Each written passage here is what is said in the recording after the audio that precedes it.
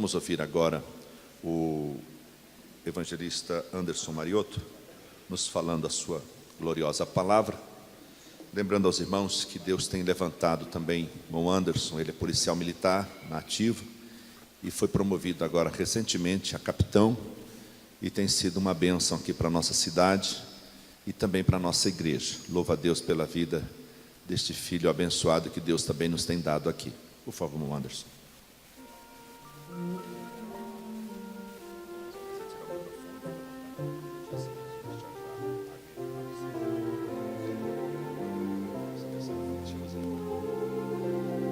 Cumprimento a amada igreja capaz do Senhor, amém?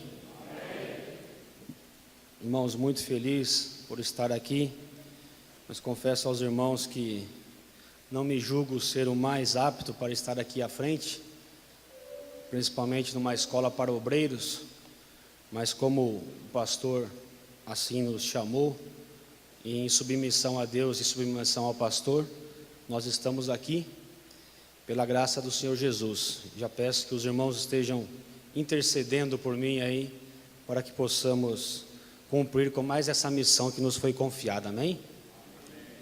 Gostaria de pedir que os irmãos abrissem as vossas Bíblias na carta de Tiago, no capítulo 4 e no versículo 7. Deixa preparado aí. O tema que me coube nessa escola é a submissão do obreiro, né? E como submissão, nós temos no nosso dicionário que é o ato ou efeito de submeter. É uma sujeição, humildade, adesão espontânea à vontade de outra pessoa, estar debaixo de uma missão. Então eu, por submissão ao pastor, estou aqui.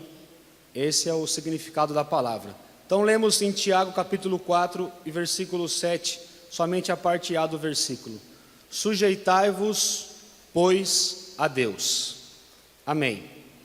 O primeiro tema que eu gostaria de tratar com os irmãos sobre submissão é a submissão que o obreiro deve ter a Deus. Antes de mais nada, antes de submeter ao pastor, às autoridades, nós devemos nos submeter a Deus. E eu trouxe esse texto de Tiago, e eu gostaria de comentar um pouco acerca de quem foi Tiago e sobre qual contexto foi escrita essa epístola aqui, né? Nós vemos que Tiago fala da necessidade do obreiro ser submisso a Deus, não cobiçoso, invejoso, adúltero, não amigo do mundo, pronto para ouvir, tardio em falar e tardio em irar-se, né? Quem foi Tiago? Lá em Gálatas, capítulo 1, versículo 19, nós vemos que Tiago é o irmão do Senhor Jesus. E qual que é a relevância disso para que nós venhamos a interpretar essa passagem? A relevância é que no início, Tiago junto com seus irmãos, eles não acreditaram em Jesus. Eles foram céticos com relação ao chamado de Jesus. Nós vemos isso em João capítulo 7, versículo 5, em que diz: porque nem mesmo seus irmãos criam nele. Então, Tiago não estava submisso à autoridade de Jesus. E Jesus, na verdade, como nós sabemos, é Deus trino. Jesus é Deus. Então ele não estava submisso. No entanto, ele foi sendo discipulado, e lá em 1 Coríntios, capítulo 15, versículo 7, quando Jesus se manifestou após a sua morte, ele se manifestou também a Tiago, né? Nós lemos lá: depois foi visto por Tiago, e depois por todos os apóstolos. Então nós temos que Tiago se tornou um grande discípulo de Deus, né? Ele se tornou um dos primeiros obreiros da igreja primitiva, e ele escreveu essa carta para nos exortar, né? Nós, aqui na verdade ele está direcionando essa carta para as 12 tribos, que são os hebreus, né, que haviam se convertido a Cristo e estavam dispersos pela região ali devido à diáspora, que era a perseguição dos obreiros, a perseguição dos cristãos. E nós vemos que o apóstolo Paulo, ele relata que Tiago, na verdade, olha o que ele fala sobre Tiago, lá em Gálatas capítulo 2 e 9. E conhecendo Tiago, Cefas e João, que eram considerados como colunas.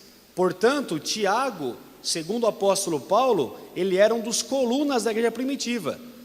Qual que é a relevância disso para o nosso contexto aqui? Ele se submeteu à vontade de Deus. Embora ele não desse crédito a Jesus no início do ministério de Jesus, após a manifestação do Cristo ressurreto, ele se tornou o seu principal discípulo e coluna da casa de Deus ao proclamar o Evangelho. Glória a Deus. E qual que é então a relevância disso, né?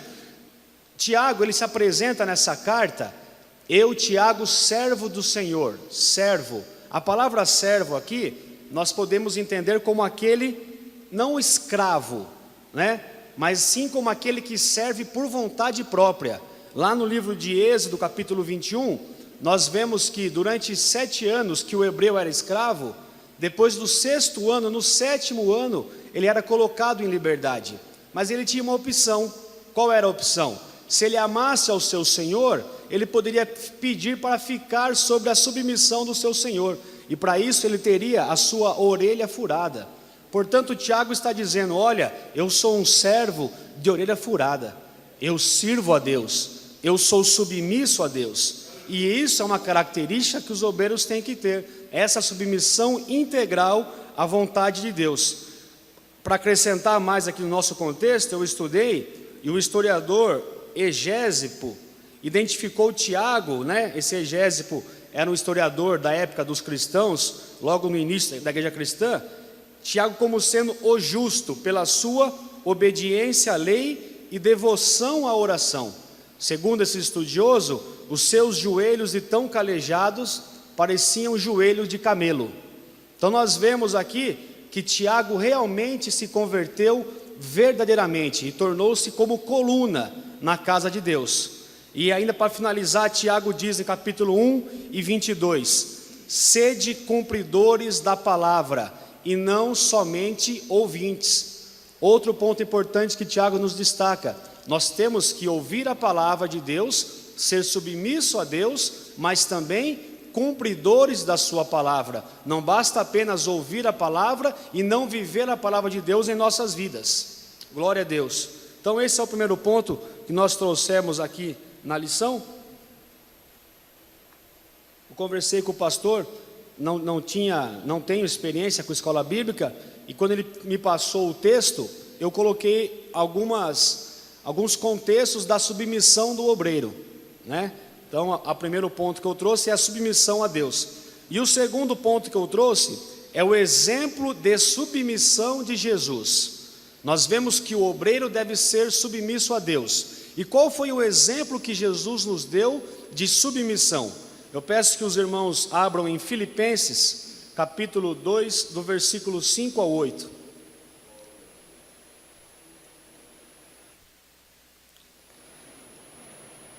Filipenses capítulo 2, do versículo 5 ao 8. Amém? De sorte que haja em vós o mesmo sentimento que houve também em Jesus Cristo, que sendo em forma de Deus, não teve por usurpação ser igual a Deus, mas esvaziou-se a si mesmo, tomando a forma de servo, fazendo-se semelhante aos homens, e achado na forma de homem, humilhou-se a si mesmo, sendo obediente até a morte e morte de cruz. Glória a Deus.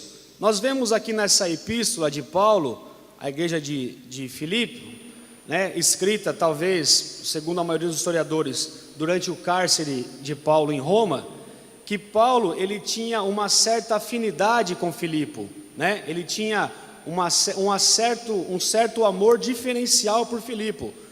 Nós vemos isso quando nós lemos lá em Filipenses 1 e 8, em que Paulo diz: porque Deus me é testemunha das saudades que tenho de todos vós, em entranhável afeição de Jesus Cristo.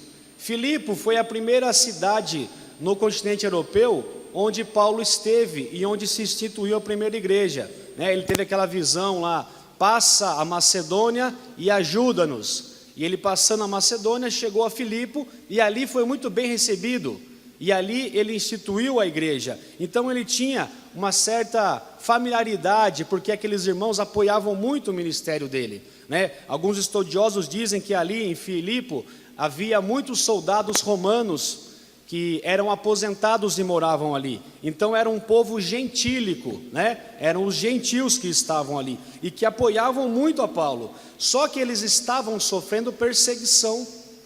Além da perseguição, estavam também sofrendo falsos ensinamentos acerca da circuncisão. Então Paulo se preocupou em escrever a carta para eles, admoestando a eles para que continuassem servindo a Deus, tomando o exemplo de Jesus. Então esse é o contexto da carta de Paulo aos Filipenses. E por que ele fala de Jesus? Vamos ler aqui, né? Eu vou ler para os senhores. De sorte que haja em vós o mesmo sentimento que houve em Cristo, que sendo em forma de Deus. Na realidade, nós sabemos que Jesus Cristo era Deus. No Evangelho de João, capítulo 1, versículo 1 diz: no princípio era o Verbo, e o Verbo estava com Deus, e o Verbo era Deus. Versículo 14: e o Verbo se fez carne e habitou entre nós. Portanto, Deus se fez em forma de homem e abriu mão dos seus privilégios divinos para estar entre nós, para nos servir. Tomou a forma de servo, humilhou-se até a morte e foi obediente até a morte e morte de cruz. Então nós vemos aqui que Paulo está exortando, dizendo: olha para Jesus, você tem que ser um servo como ele. Você está fazendo a obra, você quer prosseguir fazendo a obra de Deus? Seja servo, seja igual a Jesus, não queira trazer para você glórias suas, glórias humanas, porque Jesus, sendo na forma de Deus, não teve por usurpação ser igual a Deus. Glória a Deus. E o que Jesus diz dele em João capítulo 6 e 38? Porque eu desci do céu, não para fazer a minha vontade, mas a vontade daquele que me enviou. Então Jesus nos dá o maior exemplo do que é ser submisso, é cumprir a vontade daquele que está acima, daquele a quem tem autoridade. Deus tem autoridade sobre Jesus, e Deus pediu para que Jesus viesse à terra, e ele cumpriu esse mandamento.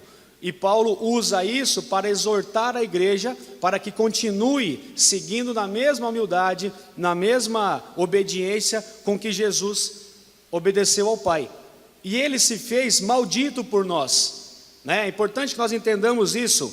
O que quer dizer maldito por nós? Lá em Deuteronômio capítulo 21 diz: porquanto aquele que for pendurado no madeiro é maldito.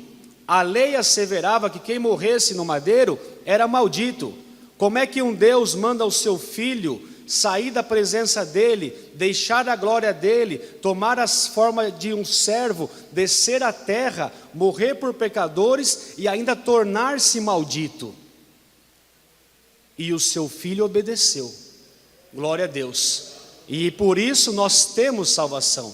Então esse exemplo de Cristo que Paulo está exortando.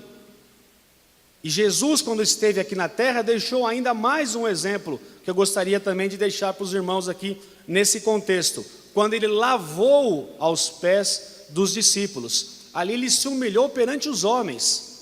Ele, sendo Deus, tendo todo o poder na sua glória, desceu à terra e se humilhou perante os seus discípulos. E disse: porque eu vos dei o exemplo, para que como eu fiz, façais vós também. Então este é o exemplo que Jesus nos deixa acerca do que é submissão. Você quer servir a Deus, como já foi bem retratado pelos outros preletores aqui, mas você quer buscar um cargo acima, achando que você vai estar subindo, achando que você vai ter mais privilégio. Na verdade é o contrário. Para subir você tem que ser mais servo, você tem que servir mais, tem que servir melhor. E servir só a Deus, só a Cristo? Não, servir a noiva do Cordeiro. Porque eu aqui estou falando para obreiros, e vocês estão à frente da noiva, e a noiva está sendo preparada para o noivo. Portanto, grande é a vossa responsabilidade. Glória a Deus. Portanto, nós temos que servir o exemplo de Jesus. Nós temos que seguir o exemplo de Jesus, dar a vida pela ovelha. Glórias a Deus.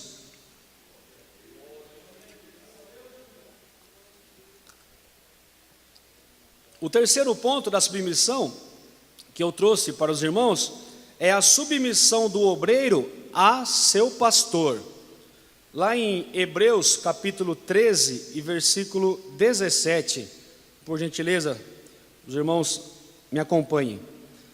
Obedecei a vossos pastores e sujeitai-vos a eles, porque velam por vossas almas, como aqueles que hão de dar conta delas, para que o façam com alegria e não gemendo, porque isso não vos seria útil.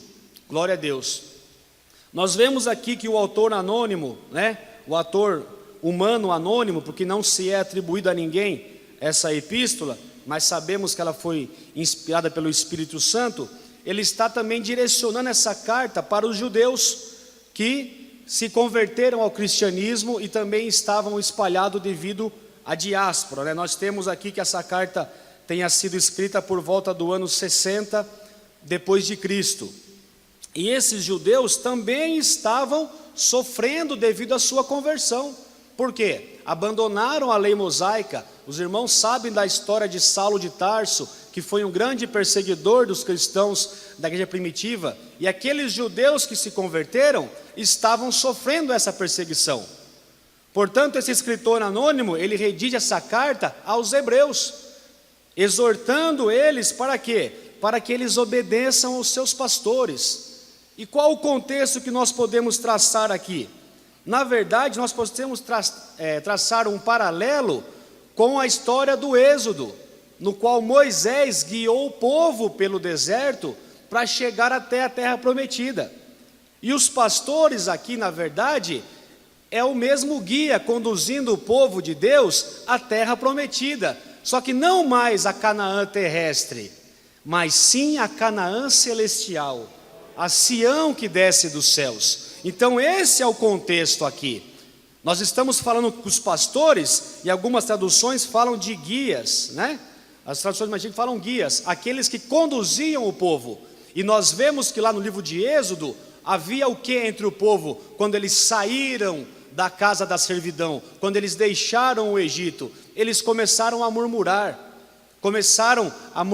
contra Deus e murmurar contra Moisés, dizendo: não havia lá no Egito covas suficientes para que nos trouxesse para morrer aqui no deserto, lá tínhamos cebolas, e começam a sentir saudade. Então é o povo murmurando, e esse escritor ele fala: olha, obedeçam aos seus pastores, porque na verdade o lugar para onde vocês vão, a promessa de Jesus para vocês não é um local terrestre, porque eles estavam confundindo a promessa de Jesus, porque Jesus ele veio e deu uma promessa, que levaria as pessoas consigo. João 14, não se turbe o vosso coração, crede em Deus, crede também em mim, na casa de meu pai há muitas moradas, se não fosse assim não vos teria dito, e se eu for, vos prepararei lugar, e voltarei e vos levarei comigo, para que onde eu estejais, vós estejais também. Só que o que eles não estavam entendendo? Eles estavam esperando que Jesus trouxesse um lugar de conforto ainda na terra. Portanto, esse escritor ele escreve, e lá em Hebreus 13, 14 ele fala: porque não temos aqui cidade permanente, mas buscamos a futura. Glória a Deus. Portanto, nós, irmãos, que estamos debaixo de uma autoridade, de um pastor, nós devemos ser submissos aos nossos pastores, devemos obedecê-los. Por quê? Porque eles prestarão contas sobre as nossas almas, porque o rebanho, as ovelhas não são do pastor, as ovelhas são de Cristo. Ele está nos conduzindo para a cidade santa, assim como Moisés cumpriu o seu chamado e levou o povo de Israel até a terra prometida, os pastores estão admoestando, exortando o povo para levá-los até a cidade santa. Glória a Deus. E esse compromisso não é só do nosso pastor, é o compromisso de cada um dos irmãos que é obreiro na casa de Deus. Nós estamos como dispenseiros do Senhor, conduzindo o povo para a cidade santa. Glória a Deus. O obreiro deve ser submisso ao seu pastor, porque este vela por sua alma, e por ela prestará conta ao Senhor. Portanto, nós não devemos levantar acusações ou afrontas contra os nossos pastores. Ah, mas o pastor está errado. Ah, o pastor errou. O pastor está em pecado. Fique em paz. Jeremias 23:1. Ai dos pastores que destroem e dispersam as ovelhas do meu pasto, diz o Senhor. Deus vai tratar com ele. Se Deus precisar tirar um obreiro, um pastor e colocar outro, Deus vai tratar. Não seja você, servo, querer contender com o seu pastor. Espera em Deus. Deus vai fazer justiça. Porque muitas vezes nós podemos ser levados a engano. Assim como foi com o povo, quando Moisés subiu no monte para buscar as tábuas da lei, e eles corromperam o seu coração. Era o povo de Deus, tinha visto milagres, estavam ali esperando para entrar na terra santa, mas bastou 1 minuto longe da presença do pastor para que eles se corrompessem. E aqueles que se corromperam pagaram por isso. Portanto, nós temos que tomar cuidado para não também errarmos como aqueles irmãos erraram. Portanto, se porventura o seu pastor estiver em erro, né? Nós temos aqui um exemplo, né, pastor, no nosso ministério, que ocorreu isso durante muito tempo, mas o pastor descansou no Senhor, não tomou atitude precipitada, e ao seu tempo o Senhor mostrou o que tinha que ser feito, e glória a Deus por isso, porque aqueles que dispersam as ovelhas, o Senhor é que vai tratar com eles, não é nós. Glórias a Deus. Também ainda o próximo tópico, sujeição às autoridades. Romanos capítulo 13 e versículo 1.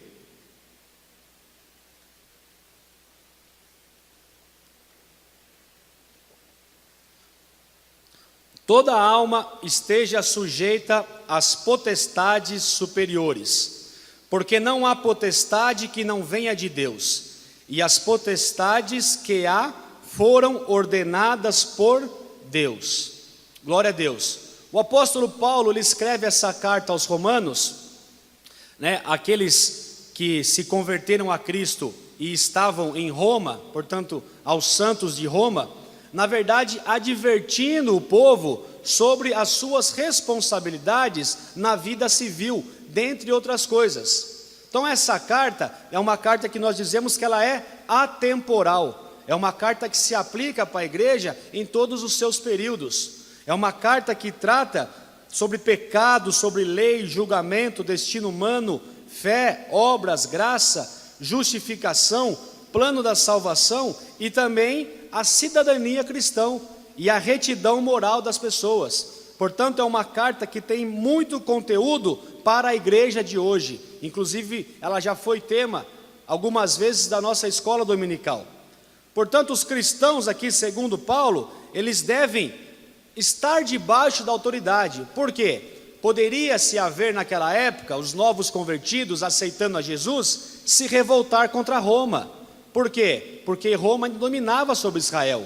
Israel era escravo de Roma. Então ele estava advertindo, olha, estejam sujeitos às autoridades. Por quê? Porque Deus as constituiu. Então não é para o cristão ser um crente rebelde, que se insurge contra qualquer tipo de governo, que está sempre afrontando o governo. Isso não quer dizer que nós devamos ser submissos a ponto de aceitar tudo.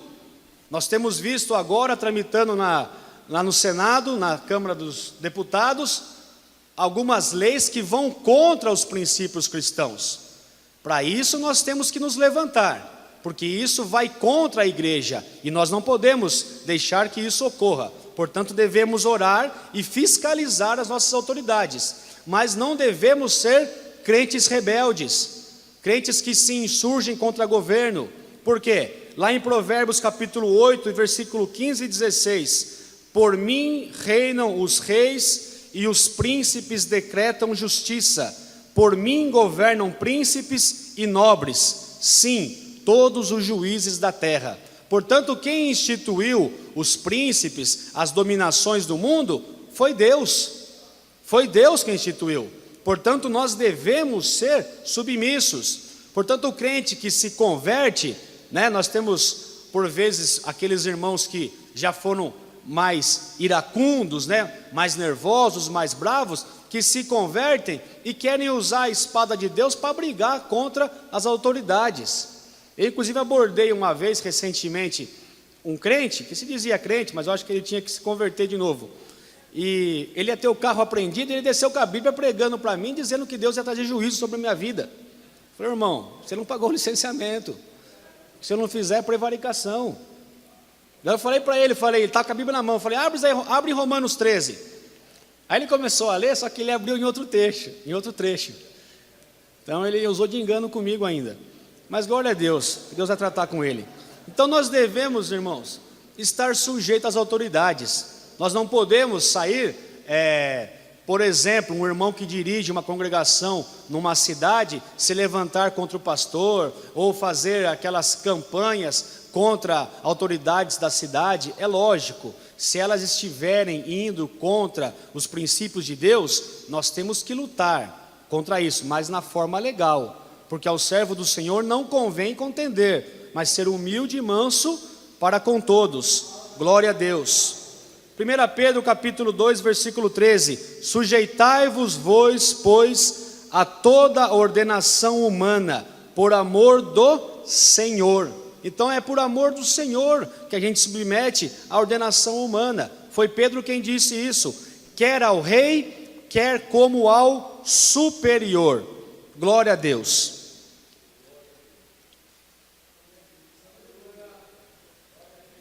Próximo tópico que eu acho importante falar em relação à submissão tem a ver com tocar no ungido do Senhor. Portanto, eu coloquei aqui, não toqueis no ungido do Senhor. Tem a ver com submissão, porque se você é submisso, você não pode tocar no ungido do Senhor. Eu trouxe como texto aqui, 1 Samuel, capítulo 24, versículo 6. Assim lemos, e disse aos seus homens, o Senhor me guarde de que eu faça tal coisa ao meu Senhor, ao ungido do Senhor, estendendo eu a minha mão contra ele, pois ele é ungido do Senhor. 1 Samuel capítulo 26, versículo 11, a parte A somente, o Senhor me guarde de que eu estenda a mão contra o ungido do Senhor. Amém.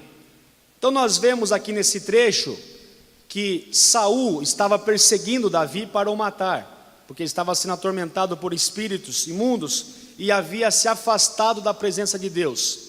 E Davi aqui nesse contexto já havia sido ungido também pelo profeta Samuel. E ele estava fugindo de Saul.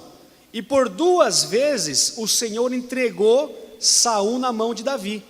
Uma delas dentro da caverna, e a outra dela Davi desce e toma a bilha d'água e a lança que estava do lado da cabeceira de Saul. Mas Davi não o mata. E os servos de Davi disseram, crava ele na terra com a lança. Ele falou, de forma alguma, eu jamais, que o Senhor me livre de eu tocar no ungido do Senhor. Glória a Deus. Então nós vemos aqui, irmãos, que nós temos que tomar muito cuidado quando nós fazemos comentários sobre as pessoas que Deus tem chamado, sobre as pessoas que estão na direção da igreja, sobre os nossos pastores, sobre os nossos líderes, ainda que porventura algum deles esteja em erro, não sejamos nós a tocar no ungido do Senhor. Glória a Deus. Aqui nós vemos nesse contexto que o povo de Israel pediu para Samuel constituir um rei sobre Israel. Lá em 1 Samuel capítulo 8 e 5 diz, olha, e disseram-lhe, eis que já está velho, e teus filhos não andam pelos teus caminhos, constitui agora um rei para nós, como tem as demais nações. Capítulo 10, versículo 1, então tomou Samuel um vaso de azeite, e lhe derramou sobre a cabeça, e o beijou e disse, porventura não te ungiu o Senhor por capitão sobre a sua herança? Então nós vemos que Saul foi ungido pelo profeta, porque Deus mandou. Então os nossos pastores, os nossos líderes, os nossos dirigentes, os nossos presidentes, eles são ungidos do Senhor. Eles não acordaram um dia e chegaram lá em cima, eles têm um histórico. Deus tem um chamado na vida deles. Ah, mas eu não concordo com isso, não concordo com aquilo. Não toque no ungido do Senhor. Espera em Deus. Davi reconhece a santidade do ungido do Senhor e a salvaguarda, deixando o julgamento e a vingança para o Senhor. Olha o que ele fala no livro, em 1 Samuel capítulo 24, e versículo 12. Julgue o Senhor entre mim e ti, e vingue-me o Senhor de ti, porém a minha mão não será contra ti. Portanto, irmãos, não fica entrando em conflito. Sabe o que você faz quando você achar que não está na direção de Deus? Dobra o teu joelho, vai falar lá com o seu Deus. Faz como o irmão falou, entra no teu quarto, fecha a porta e entra na comunhão com o teu Deus. Exponha a Ele o problema e peça orientação. Não haja pela sua sabedoria humana, porque você vai estar pecando contra Deus. Glória a Deus. Ainda em continuidade a esse assunto, como uma complementação, também falando sobre a rebelião, que vem justamente em sequência desse assunto. Em 1 Samuel capítulo 15 e versículo 23, parte A. Porque a rebelião é como o pecado de feitiçaria. O que aconteceu nesse contexto aqui? Nós vimos que quando Saul foi ungido por Samuel, Samuel deu uma ordem para ele: desce até Gilgal, espera lá 7 dias, eu descerei e terei contigo, e oferecerei contigo sacrifícios a Deus, para que então vá contra os filisteus. Só que o que aconteceu? 1 Samuel capítulo 13, versículo 8 e 9. E esperou Saul 7 dias, até o tempo que Samuel determinara. Não vindo, porém, Samuel a Gilgal, o povo se dispersava dele. Então disse Saul: trazei-me aqui um holocausto e ofertas pacíficas. E ofereceu holocausto. Na verdade, Saul não podia fazer aquilo. Por quê? Porque ele não era profeta. Ele desobedeceu a ordem. Ele cometeu uma rebelião. Ele descumpriu aquilo que o homem de Deus falou para ele. E o que disse Samuel? Então disse Samuel a Saul, versículo 13: procedeste neciamente, ou como um tolo, e não guardaste o mandamento que o Senhor teu Deus te ordenou, porque agora o Senhor teria confirmado o teu reino sobre Israel para sempre. Então nós vemos aqui que por uma desobediência de Saul, em querer fazer aquilo que não era incumbência dele, era do profeta, ele cometeu uma rebelião contra Deus, não contra Samuel. E a rebelião, diz a Bíblia, que é um pecado de feitiçaria. E aqui fica o alerta para os amados obreiros, que nós devemos ter cautela quando nós damos ouvido, inclusive ao povo de Deus. Porque aqui quem corrompeu o coração de Saul não foi os filisteus. Os filisteus estavam cercando Gilgal, estavam marchando para pelejar. Mas quem entrou em desespero foi Israel. E Israel começou a dispersar. E olha o que Saul tentou justificar para Samuel. Então disse Saul a Samuel: pequei, porque tenho transgredido a ordem do Senhor e as tuas palavras, porque temi o povo e dei ouvidos à sua voz. Então o que nós vemos, eu já tive a oportunidade de verificar, obreiros que são levantados por Deus, que têm um chamado, que são usados, mas aí deixa assim, vai descer. Fala, agora o cajado está na minha mão. Eu acho que eu não preciso mais estar debaixo da unção do meu pastor.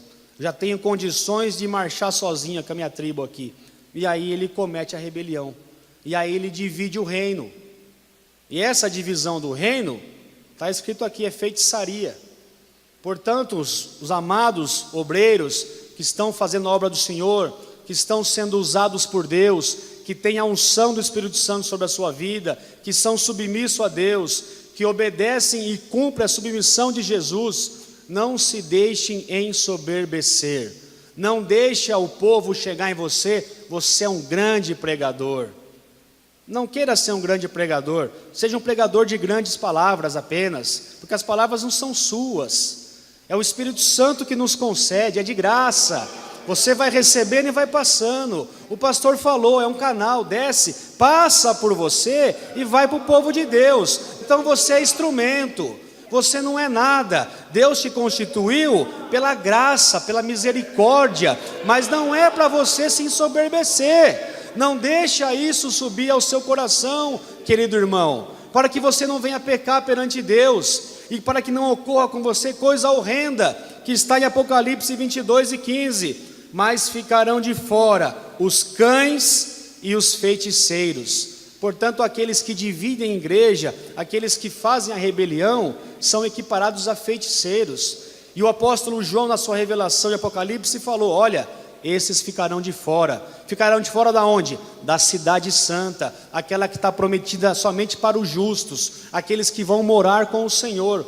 Este é o preço da rebelião. Glórias a Deus.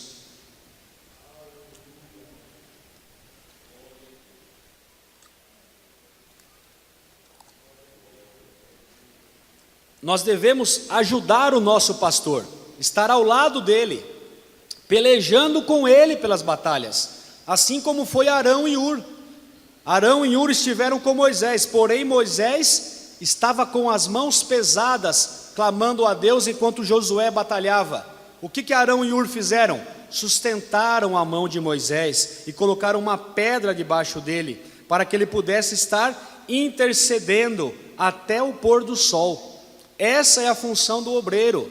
O pastor falou, ele está dirigindo aqui o culto, é necessário atender um visitante que chegou, é necessário tocar um instrumento, é necessário tirar os dízimos e ofertas, servir a Santa Ceia, fazer uma visita. Isto é auxiliar o seu pastor.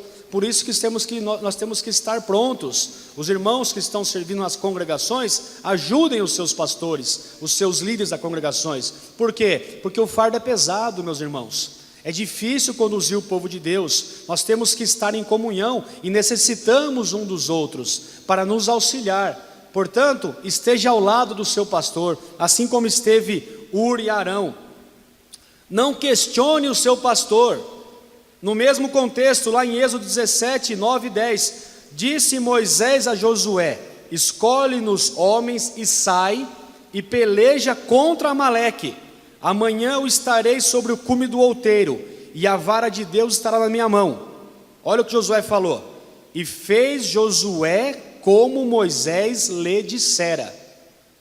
Veja que Moisés, quando ele sai do Egito, e ele está ali peregrinando com o povo, não tem mais aquela força física. E aí surge Josué, um guia, um guerreiro, um servo de Deus, que estaria conduzindo o povo na batalha. Ele poderia se ensoberbecer aqui, falar: ô Moisés, agora é o seguinte, vai orar lá, quem vai pelejar aqui sou eu. Não vem dar ordem para mim, que quem vai escolher os guerreiros sou eu. Eu sou aqui da guerra, você é da oração.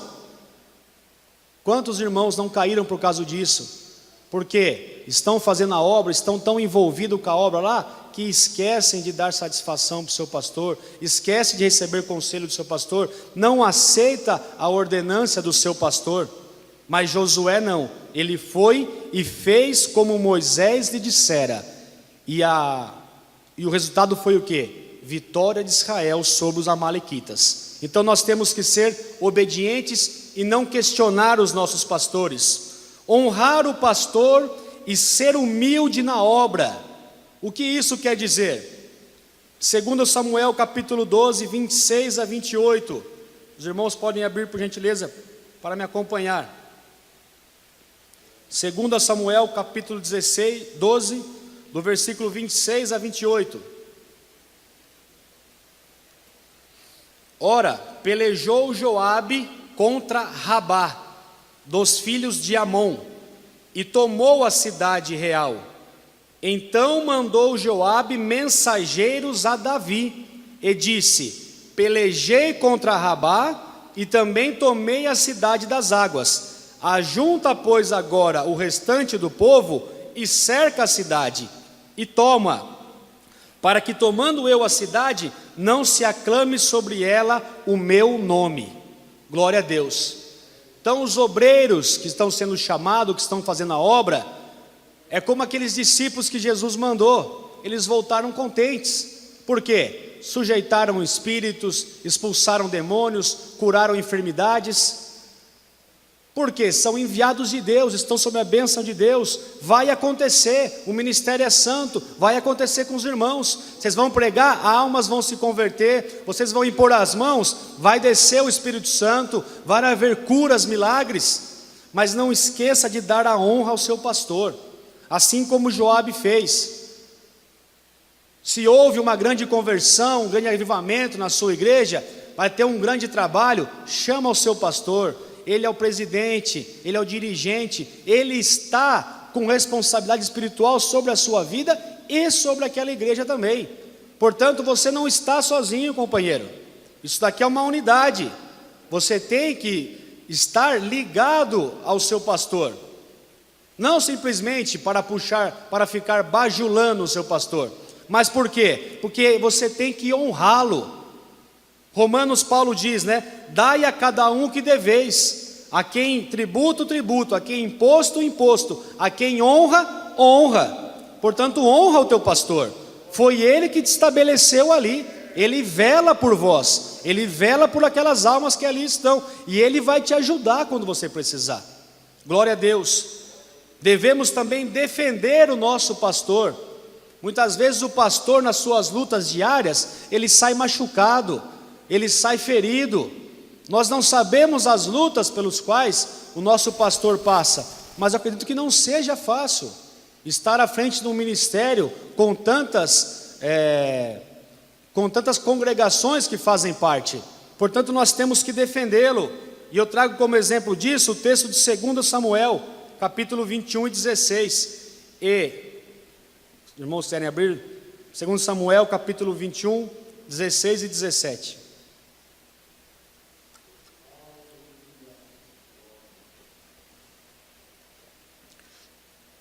E Isbi-Benob, que era dos filhos do gigante, cuja lança pesava 300 siclos de cobre, e que cingia uma espada nova, intentou ferir a Davi.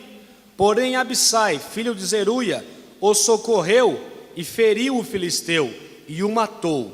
Então os homens de Davi lhe juraram, dizendo: nunca mais sairás conosco a peleja, para que não se apague a lâmpada de Israel. Portanto, irmãos, nosso pastor, aquele que está à frente do trabalho, nem sempre ele vai mais fazer as missões que ele fazia no início do seu trabalho. É por isso que o pastor está preparando os seus obreiros. Por isso que nós estamos aqui. Há missões mais cansativas, há missões, vamos aqui fazer um paralelo, missões de guerra, que quem tem que fazer é o obreiro mais novo. Nós temos que poupar o nosso pastor. Por quê? Ele é o anjo da igreja, ele é a luz de Israel, ele está estabelecido aqui, prestando conta do campo inteiro. Você imagina se o pastor tivesse que ir, assim como Moisés fazia lá, aconselhar a cada um dos israelitas em todos os tipos de conflitos que eles tinham. O que Jetro falou para ele? Olha, estabelece homens a cada 100, a cada 1000 homens de Deus, para que possam julgar os israelitas. E nós somos esses homens, os cooperadores, os auxiliares, aqueles que vão estar auxiliando o pastor. Por quê? Porque o nosso pastor, ele já tem 34 anos de ministério. Para a glória de Deus, espero que isso se triplique, pastor. Só que nós não podemos mais exigir dele que ele esteja fazendo aquilo que ele fazia no início do seu ministério. Por quê? Porque é uma evolução, é como o irmão disse, é degrau após degrau. Ele começou com uma pequena igreja, com um pequeno campo como foi Samar, mas hoje ele tem uma igreja grande que ele precisa prestar contas. E ele está estabelecendo os obreiros, se levantando o homem de Deus para ajudá-los, como foram os valentes de Davi. E nós temos que ter essa consciência de blindar o nosso pastor, de proteger o nosso pastor. Muitas vezes nós vemos na cidade aqui, pessoas fazendo comentários, querendo desprestigiar a nossa igreja, a figura do nosso pastor, assim como foi aqui, Isbi-Benob, querendo lançar lanças contra a nossa igreja, mas nós temos que estar como Abissai aqui, descer lá e pelejar pelo nosso pastor. Por quê? Porque ele já pelejou por nós. Davi aqui, ele já havia pelejado em inúmeras batalhas. Aquela não era a primeira batalha. Essa não é a primeira batalha do pastor. Ele está batalhando há 34 anos. Eu tenho 33 de idade. Ele começou antes de eu nascer. Então agora nós devemos dar continuidade, irmãos. E essa escola bíblica dominical serve para que nós possamos estar apercebidos dessa necessidade, de que precisamos estar prontos para fazer a obra. Assim como o pastor falou, a igreja do Senhor não sofre solução de continuidade. Precisamos estar prontos para fazer a obra, como bons dispenseiros do Senhor. E precisamos ser achados com fidelidade ao nosso pastor. Olha o que fala 1 Coríntios 4, versículo 2. Além disso, requer-se dos despenseiros que cada um se ache fiel. Então, além de tudo, nós devemos ter fidelidade com o nosso pastor. Quando você peca contra Deus, você também está pecando contra o seu pastor, porque ele confiou a você. Ele confiou a você o trabalho. Você foi trazido, você foi ungido, foi orado sobre a sua vida, foi-lhe imposta as mãos para que você dirigisse o trabalho santo. Portanto, você tem que ser fiel a Deus e ao seu pastor. Glórias a Deus. Eu finalizei aqui, pastor, e eu agradeço a oportunidade em nome de Jesus.